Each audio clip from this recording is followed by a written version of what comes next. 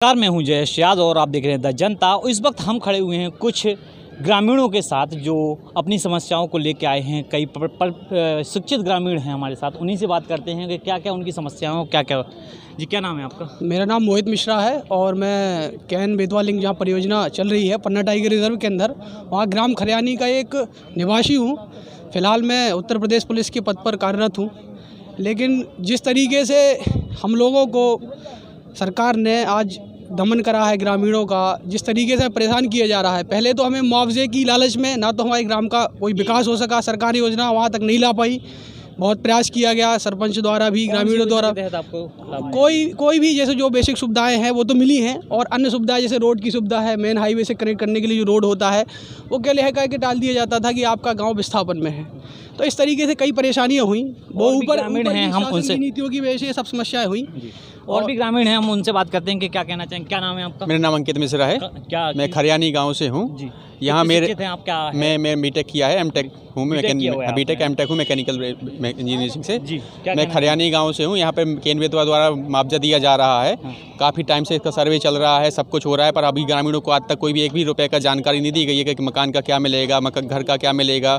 सरकार ये चाह रही है कि इनका ज़बरदस्ती तरीके से ज़मीन मकान ले लिया जाए अपने रेटों पे। हम लोगों को आज तक रेट प्राइस किस वैल्यूएशन से हमको मकान मिलेगा, ज़मीन जाएगी, पेड़ जाएंगे, जानवर जाएंगे, पैकेज 18 साल के कई युवा वहाँ बेरोजगार हुए हैं, उनके लिए कुछ पैकेज की व्यवस्था क्या है, कोई गाइडलाइन उन्होंने निर्देश क्लियर नहीं किया है। पर ज़बरदस्ती सर्वे किया जा रहा है, सबसे साइन कराए जा रहे हैं, अकाउंट लिया जा रहा है। वो अपने रेटों पे ज़मीन लेना चाह रहे हैं, हम लोगों को उस गांव से हटाना चाह रहे हैं। क्या ज़बरदस्ती ज़मीन ले रहे हैं? क्या कर रहे हैं? अभी तक सर्वे चालू है, सर्वे के उनके कोई जानकारी नहीं देगी। सर्वे का मकान का क्या दोगे? 18 वर्ष के जो युवा बेरोजगार हैं, इनकी शादियां नहीं हो रही। वहाँ पे काफ़ी पिछड़ा हुआ गांव है, वहाँ पे न लाइट है, न व्यवस्था, कुछ भी नहीं है, वहाँ पे न रोड है।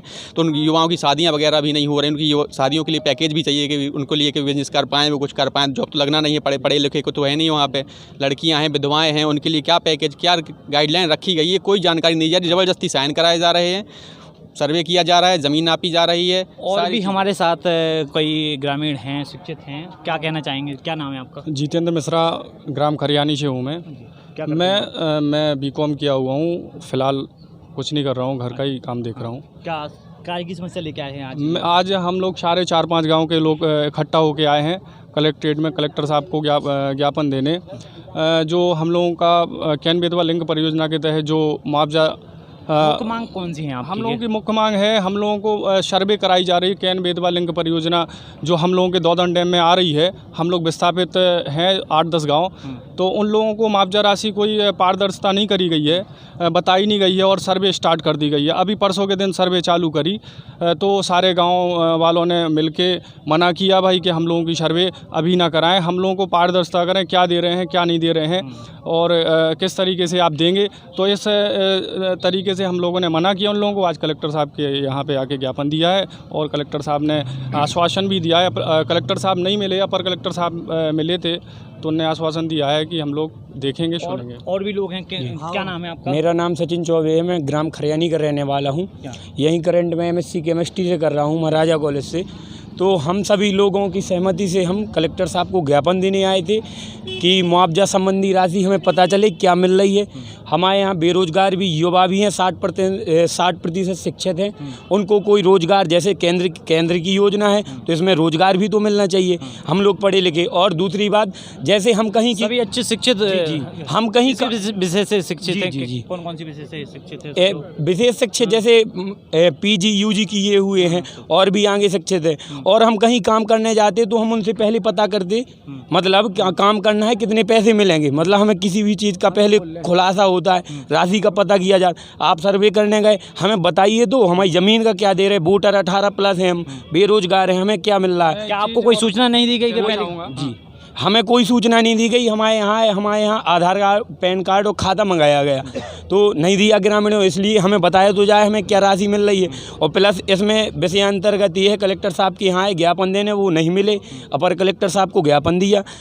इसका हमें हम लोग 80 किलोमीटर। क्या लगता है इसका समाधान होगा कि नहीं होगा? अगर नहीं होगा तो क्या कहेंगे आप? महोदय जी से और शासन से मेरी यही गुहार है कि हम लोग शिक्षित हैं, बेरोजगार युवा फिर रहे हैं और आगे का भविष्य भी आप ही लोग कहते सभी लोग, तो इस इस पे कार्रवाई की जाए और हमें पारदर्शिता दी जाए।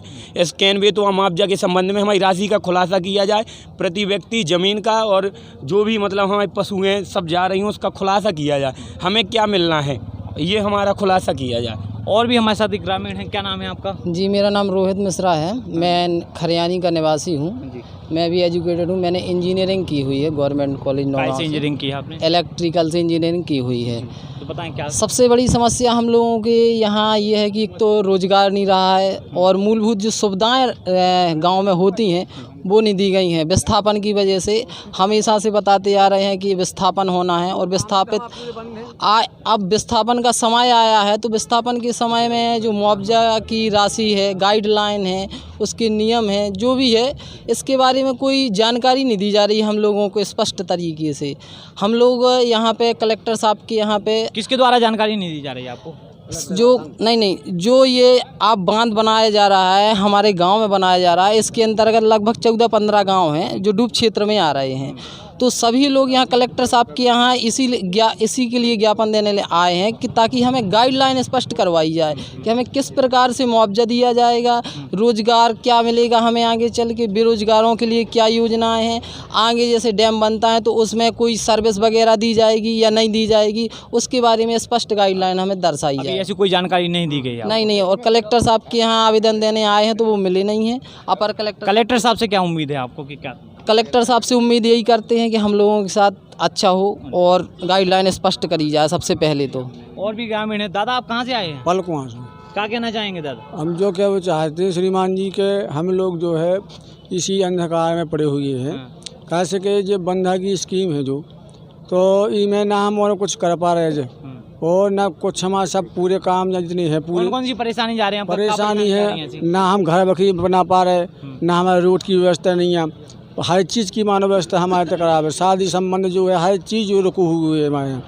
तो हम कहना चाहते हैं कि श्रीमान जी जो है हमारे या तो जल्दी से जल्दी जी काम करें और नहीं तो शासन जो हमको कह लटकाएँ।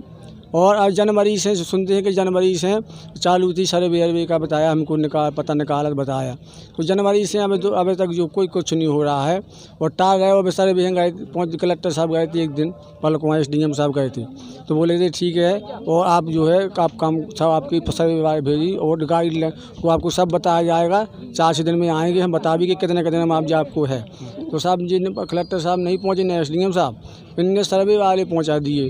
तो गाँव वालों ने सभी ने कहा कि भाई हमको कुछ बताया नहीं है, सर्वे आप कराने लगे।